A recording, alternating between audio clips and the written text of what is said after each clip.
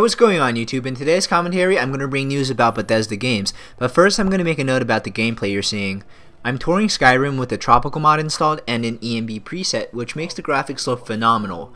First, you'll see Falkreath, which I think is the best place to show Tropical Skyrim because it's in the south and it's already very dense in forest. Next, you're going to see the Plains of Whiterun, and finally Riverwood. But the mod I am most excited to show though is the grass mod called Dat Grass. There is a dramatic increase in grass quality and density, and it fits well with Tropical Skyrim because Tropical Skyrim is definitely not the frozen tundra from regular Skyrim. However, you'll definitely see some times where my frames tank just due to the very demanding nature of having so much grass on screen at the same time.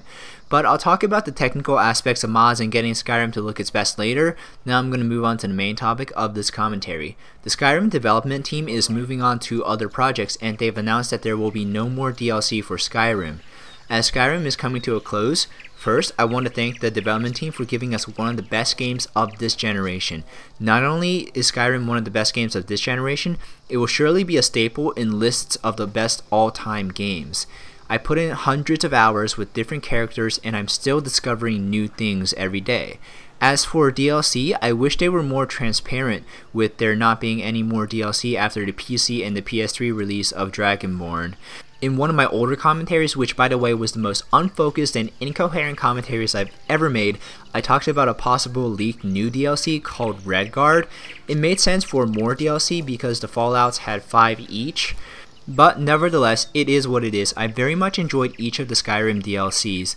My favorites in order are Dragonborn, Dawnguard, and Hearthfire.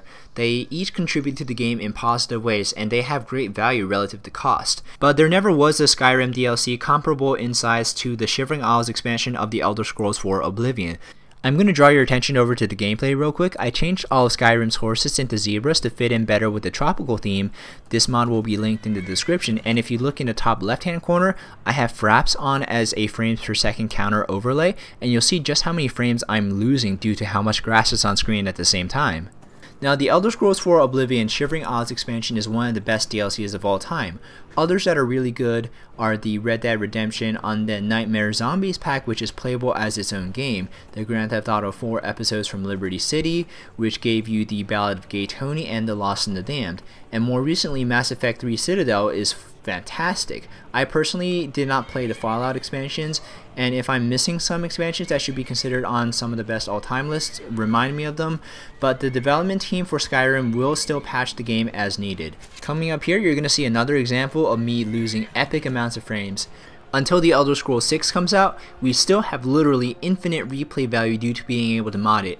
If you haven't gotten Skyrim yet, or if you've only got it for consoles, I highly recommend you picking up a copy. The core game of Skyrim is not graphically intensive. You don't need a high-end PC to play it. You can even run the game off of a laptop you've gotten in the last 2 or 3 years. Some mods make your game look much better with minimal impact on performance, like the HD texture mods and the static mesh improvement mods. We'll have to see what comes next from the Skyrim development team, whether it's Fallout 4 or the Elder Scrolls 6. Now today, there was a live action trailer released for Bethesda's new game. Another Bethesda development team, headed by Resident Evil creator Shinji Mikami's studio, Tango Gameworks, created an IP called Evil Within. Bear in mind though, it's not by the same studio that developed Skyrim. In Evil Within's case, Bethesda is Bethesda the publisher, not Bethesda the developer. The trailer for the game is live action, there's no gameplay in it, and it's really difficult to explain what's going on. There's classical music playing in the background, there's somebody at work on a table with a variety of crude instruments of harm or torture, a thick man with shards of glass sticking out is standing, there's a bloodied woman with 4 arms, and I can't make any sense out of what's going on at all. The only thing that's been said about the game so far is that it's a blend of action and horror. The game will hit Xbox 360, PS3, PC, and next-gen consoles in 2014. In the coming weeks, you can definitely expect a lot more to be said about the game and maybe even a gameplay tease.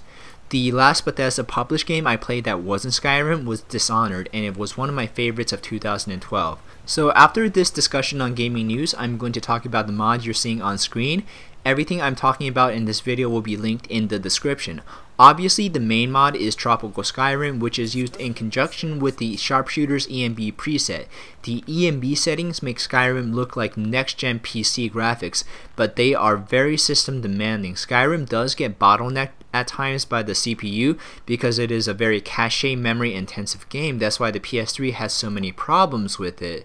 There's some times where I'm getting 20 frames per second, maybe fewer, and only 50% GPU usage, which means that my CPU is preventing me from getting smoother gameplay. My CPU is still one of the best. It's the Intel i7, and it has turbo boost up to 3.9 GHz, so you can really tell how intense these graphics are. There was first demand for a mod with this much grass after a modder showed screenshots from his game where he increased the density of his grass using the creation kit.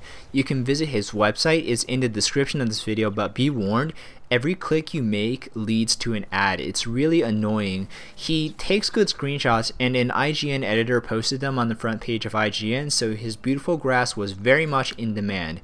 This mod, That Grass, is recommended by the author only to be used for screenshots because you can see on my frame overlay at times it makes the game unplayable when it gets to 5 frames per second. With my PC, every once in a while I just have to wait for heavy periods of loading, then my frame rate goes back to normal. So I still find the game playable with this grass mod, and it's totally worth it in my mind because it makes the game look gorgeous. So give these mods a shot. Installing an ENB preset isn't as easy as just downloading the mod through Nexus. You have to add the injector or wrapper into your Skyrim directory. But don't worry too much about the specifics. There is a detailed step-by-step in the README file when you download the ENB mods. Thanks so much for watching, guys. I really hope you enjoyed this video, and I hope you continue to enjoy Skyrim because there's still going to be more content coming out from the modding community. I'm definitely excited for the next Bethesda game, Evil Within. If you're new to my channel, be sure to subscribe, and I'll see you next video.